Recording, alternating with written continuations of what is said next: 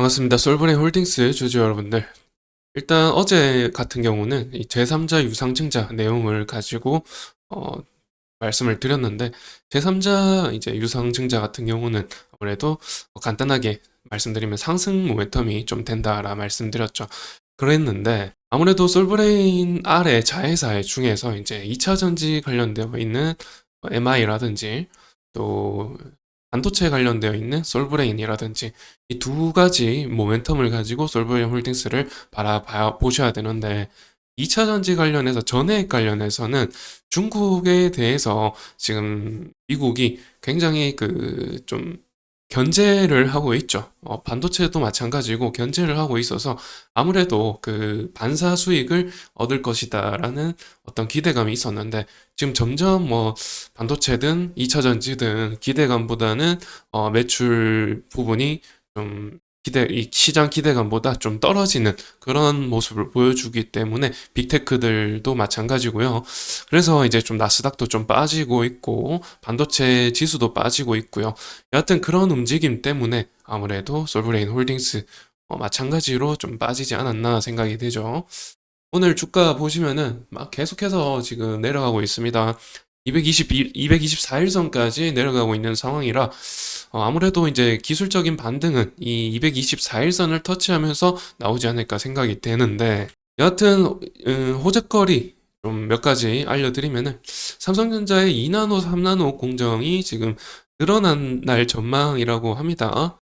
자, 기사 내용부터 먼저 살펴보시면은 2나노 공정, 포토 공정 레이어, 이 레이어라는 게 공정 각 단계의 그 단계를 그냥 생각하시면 되고 어, 몇 개, 그러니까 포토 공정이 몇 개, 몇 번 일어나는지 이렇게 알아 보시면 되겠고요. 일단 3나노 공정에서 지금 20개 수준이던 레이어가 지금 30% 증가하면 26개죠. 26개까지 늘어났다라고 하고 있고 1.4나노 같은 경우 27년까지 30개로 넘어설 전망이고 2나노 공정도 중후반 수준으로 20개 중후반 수준으로 늘어난 상황이라고 합니다. 2018년 이후로 지금 7나노, 5나노, 3나노, 2나노, 1.4나노 계속해서 지금 늘어날 전망입니다. 선단 공정에서 포토 공정 계속해서 늘어날 전망이고 그에 따라서 삼성의 평택 공장, 4공장, 5공장까지 공사를 재개하면서 캐파 증설에 힘쓰고 있죠. 하이닉스가 먼저 시작했죠. 3분기에요. 3분기에 하이닉스가 지금 2천 공장을 필두로 청주 공장까지 지금 이 캐파 증설을 힘쏟고 있습니다.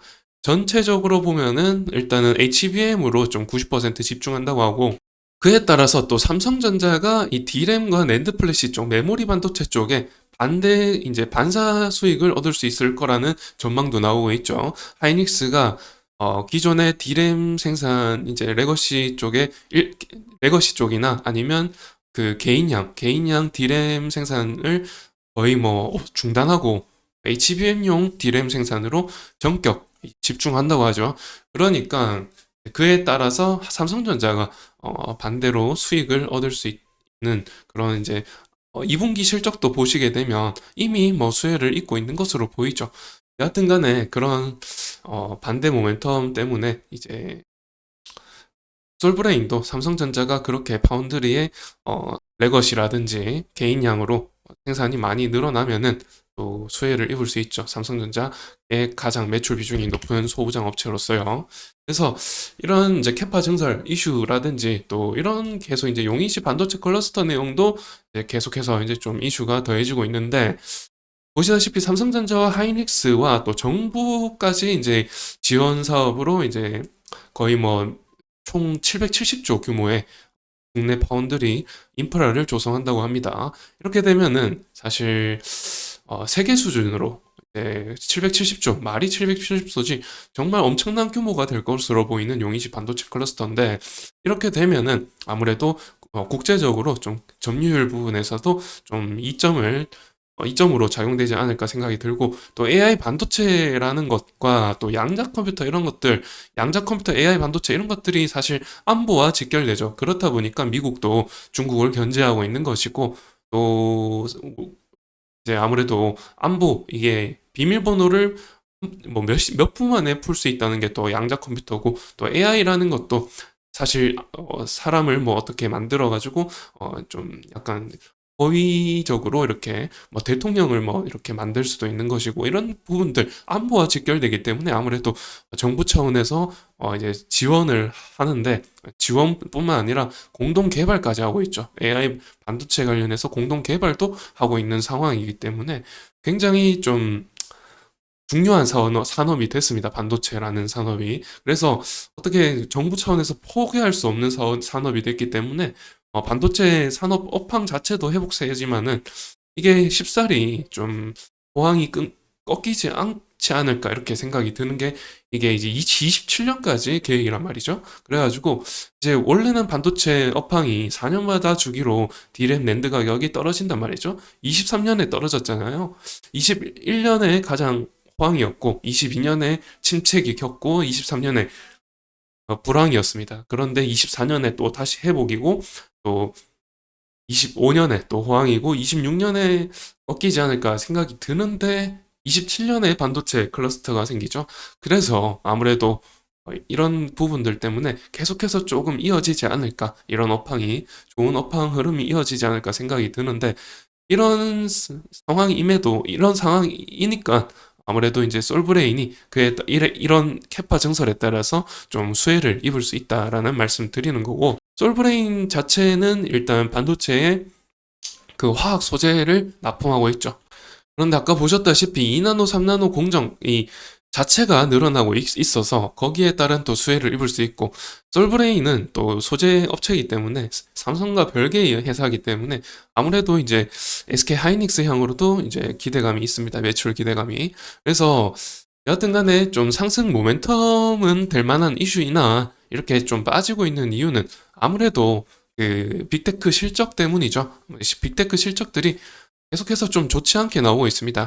일단은 오늘은 AMD의 실적이 발표될 건데, 지난주에 TSMC도 이번 주에 실적 발표인 걸로 알고 있고, 엔비디아 실적이 하필이면 한 달이나 남은 부분이 또 약간 마이너스적인 부분, 지금 약간 깜깜이 기간이 됐다라고 어제 말씀을 드렸던 것 같은데, 여하튼 간에 지금 빅테크 뭐 실적들이 안 좋게 나오고 있는 상황이라 AMD는 오히려 실적이 꺾였죠.